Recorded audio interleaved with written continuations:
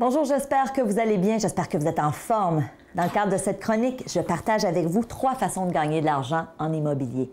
Alors, je me présente, je suis Stéphanie Milot, je suis investisseur immobilier, bien sûr, et la fondatrice du programme Immo Réussite, un programme dans lequel on vous enseigne les meilleures stratégies pour investir en immobilier. Et oui, aujourd'hui, je vous parle de 3 stratégies parce que trop souvent, on va penser aux mêmes stratégies. On va dire, je vais acheter des immeubles à revenus, puis je souhaite faire de l'argent. Ce qu'il faut savoir, c'est que oui, c'est une super bonne stratégie. C'est la stratégie que moi, j'ai utilisée.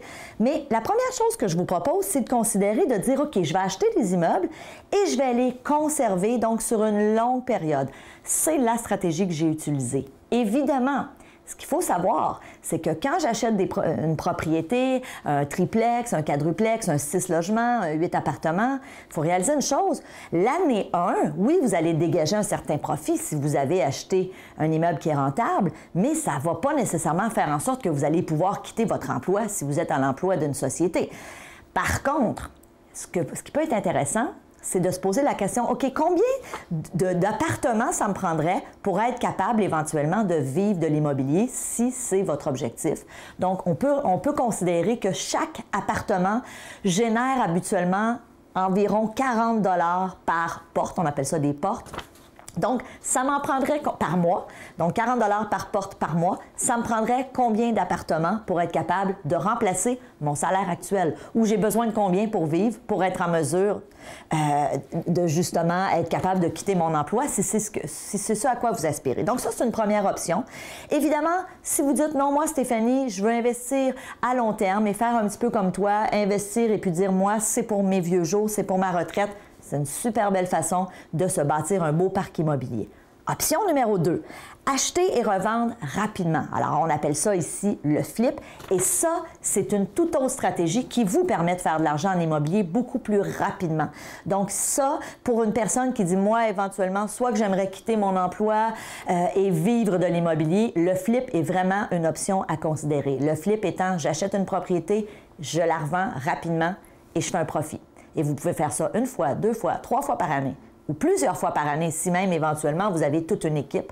Alors, ça peut être une option intéressante. Moi, j'en ai fait des flips. J'ai décidé de me spécialiser plutôt dans l'acquisition et je conserve mes immeubles, mais sachez que c'est une option vraiment, vraiment intéressante. Et ça vous permet de réaliser des profits beaucoup plus rapidement. Toujours encore là, si vous faites des bons flips, des flips payants, vraiment, vraiment important. Troisième façon, faire de l'autoconstruction. Alors évidemment, peut-être que vous m'entendez en ce moment puis vous vous dites, ouais, mais là, faire de l'autoconstruction, ça veut dire quoi de l'autoconstruction? Je construis moi-même la propriété soit la propriété dans laquelle vous allez habiter ou encore une propriété que vous allez revendre.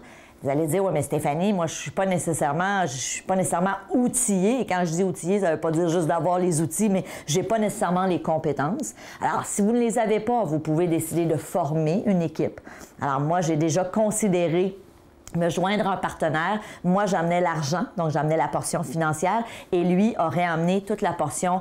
Il y avait toute une équipe, donc des personnes qui étaient en menuiserie, qui étaient électriciens, qui étaient plombiers. Ah, ça peut être une option. Ceci dit, si vous allez vers l'autoconstruction, si vous le faites vous-même, ça peut être très rentable. Moi, j'ai un très, très bon ami, très proche de moi, qui a fait ça avec 3 de ses propriétés et à chaque fois, il a fait des profits incroyable, mais vraiment, là, des profits super intéressants de l'ordre de plus que 75 000 $ à chaque fois.